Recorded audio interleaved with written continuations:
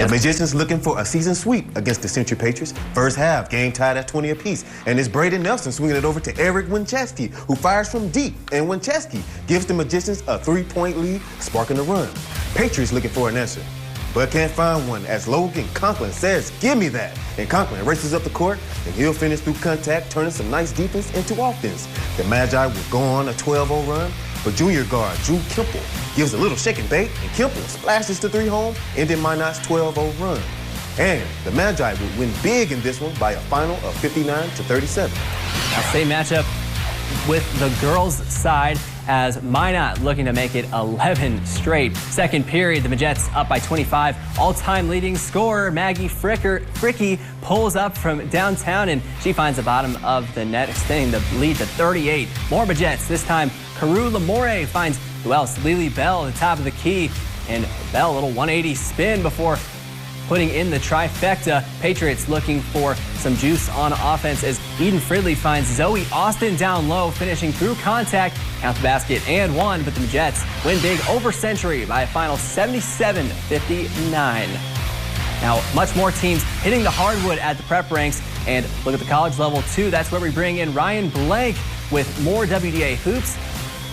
All right, thanks, guys. A full slate of hoops continues as we move to a night to remember in Mandan. We start with the girls' game, and that one's close throughout. Let's closing in on the first half. Sabres will go on an 8-0 run. Marley Falcon with the steal, laying it up the other way. Legacy leads by 2 at half.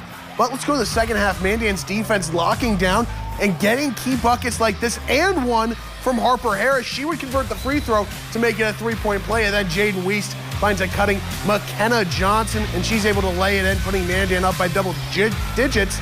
Johnson also setting the career mark for blocks as the Braves upset Legacy 56-47, capping off a night to remember for these players. We came out a little nervous, but then I think we kind of slowed it down, pulled ourselves together. We had people come in and step in and play big roles for Kenna when she got in foul trouble, and we all just played really good as a team. I remember being in college out of UMary in the early or later 2000s and watching all the games and how they'd pack this house. So, I mean, that was really special for me to be able to be a part of it. And what I was most proud of is how special it was for these girls to be a part of that. And it's something they're going to remember the rest of their lives. Before the boys' game, Mandan honoring former Braves head coach Jason Horner and his staff, winning a title back in 2009. Braves looking for the sweep. Lucas Kupfer with other plans attacking the basket. He had 20-plus points on the night for the Sabres. Mandan the other way, a jam-packed gym erupting after this made 3 from Briley Bearstail, and the Braves are on the board. The home team looking to close out this gym with a sweep. TJ Brown Otter getting space and knocking down the triple. Mandan wins a close one to end an era, 61-59 the final. And let's go to some college hoops. It's a ranked matchup at Minot State as the men hosting Duluth.